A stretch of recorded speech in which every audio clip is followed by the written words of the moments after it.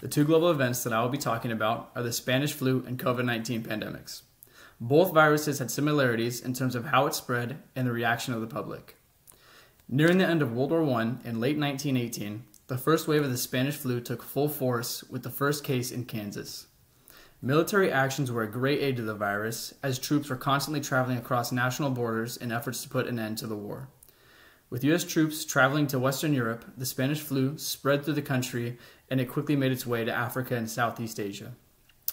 COVID-19 had a similar start as it spread through the travel of infected individuals as well. The first recorded case was in China, but just 10 days later, the new virus landed in the United States in Washington. The disease rapidly spread with reported cases spanning from Germany and France to Taiwan and Japan by the end of the month. On January 30th, 2020, the World Health Organization declared COVID-19 a public health emergency.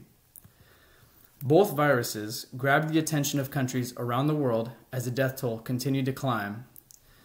With the second wave of the Spanish flu arriving in 1918 with severe symptoms, businesses closed and quarantines were put into place.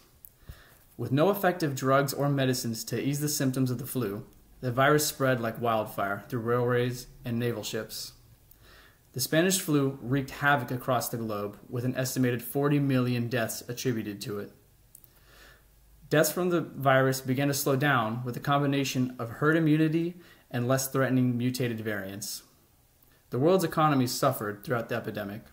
For a typical country, the GDP dropped up to 6%, with poorer countries being affected worse.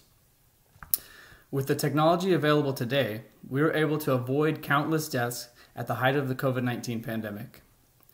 With strict mandates and isolation protocols, the death toll started to slow through the year with a vaccine created by a German pharmaceutical company being publicly available on December 11th, 2020. Like the Spanish flu, the global economy suffered during the first year COVID was around, with a global economic contraction of 3.5%. Even in our age of new technology, COVID-19's death toll is approximately 5.5 million to date. A huge factor that contributed to the slowing of the pandemic and our technology today is globalization. With the help of foreign countries, COVID-19's reign of terror seems to be coming closer to an end.